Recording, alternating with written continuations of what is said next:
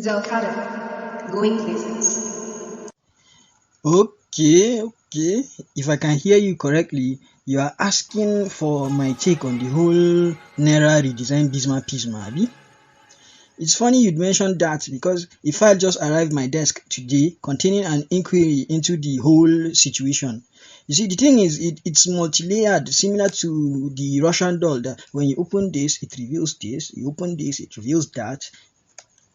Initially, people were excited at the prospect of the federal government making a last-minute move to expose and frustrate corrupt people, and at the same time save the country from the mad and escalating inflation that has held us hostage. Until the CBN deadline started approaching fast and our people began to reject the old notes, that was when it was so aggravating to notice that the new notes were nowhere to be found, save for some few insignificant pieces that were floating around. This was around the time that the news broke out that the central bank had released trillions of new notes for circulation through the various commercial banks.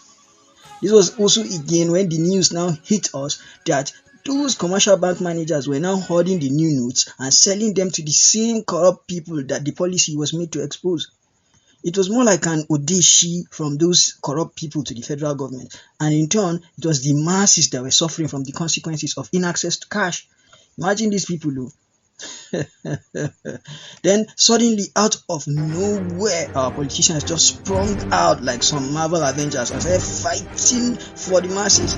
They were fighting the federal government and the central bank to reverse this policy and allow cash to flow. So naturally, it got me thinking, like, why are these fake Avengers fighting to see money in our hands? Something was wrong. Something was just wrong. Since when these people begin to care about money in our hands? These are the same people that were silent all through the ASU strike, the petrol scarcity that has been ripping at us since before Christmas. And the one I take more personally is when our relatives spent over 120 days in captivity after being kidnapped by the Abuja Kaduna train, where they were humiliated and abused.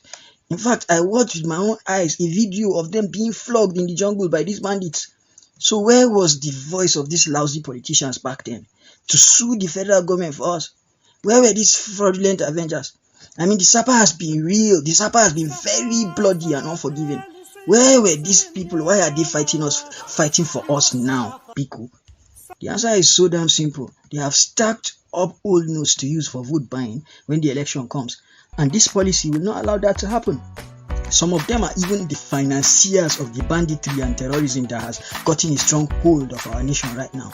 And this policy will at least temporarily affect their ability to fund their terror outfits. Yes, I just said that. You heard it straight from Kada Gazelle. So Nigerians shouldn't be fools, right? Nigerians should recognize these goons whenever they are making their moves.